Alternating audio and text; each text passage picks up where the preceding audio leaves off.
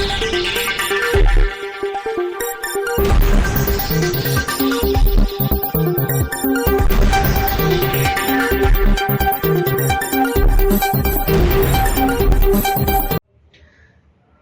નગરના હીરા ભાગોળ રાણાવાસ વિસ્તારમાં આવેલ માં આઈ શ્રી ખોડિયારના પૌરાણિક મંદિર ખાતે ખોડિયાર જયંતિ નિમિત્તે ધાર્મિક વિવિધ કાર્યક્રમો સાથે ભાવિ ભક્તો દ્વારા માતાજીના જન્મદિવસની ભવ્ય ઉજવણી કરવામાં આવી।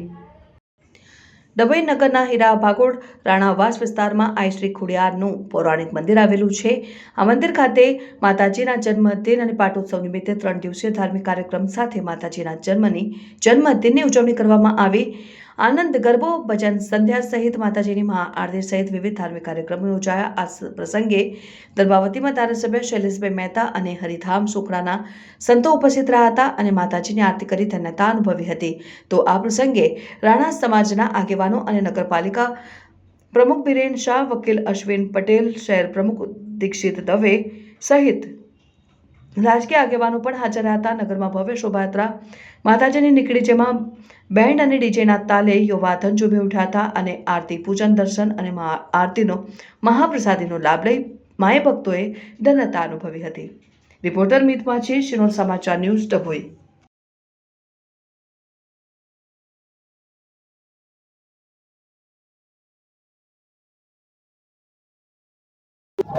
આજે માં ખોડિયારનો પ્રાગટ્ય દિવસ અને આપ જોઈ શકો છો દર્ભાવતી નગરીમાં ખોડિયાર માતાના મંદિરે આજે સ્વામિનારાયણ છોકરાના સંતોની પણ પધરામણી થઈ છે અને આજના દિવસે દર્ભાવતીના ધારાસભ્ય તરીકે ચૂંટાયા ત્યારથી 7 વર્ષથી આ ખોડિયાર જયંતિના દિવસે અહીંયા આરતીનો મોકો મળે છે।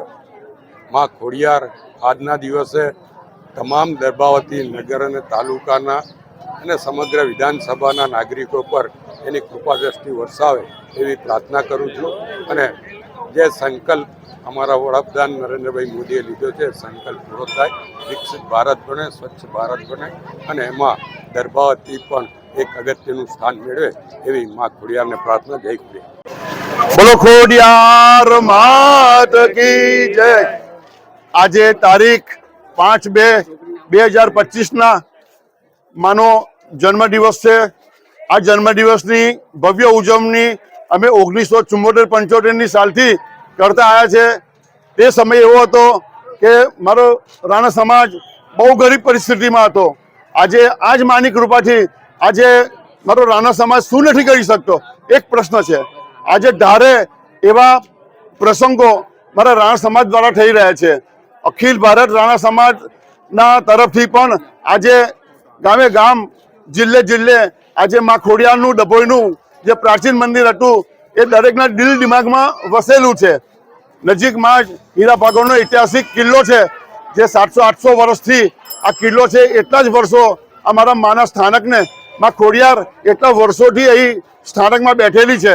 પ્રાચીન સમયમાં બહુ ઓછા પ્રમાણમાં લોકો આવતા હતા, પણ આજે માની એટલી ભવ્યતા છે કે આજે દૂર દૂરથી માના દર્શન કરવા લોકો આવી રહ્યા છે। જય માં ખોડિયાર।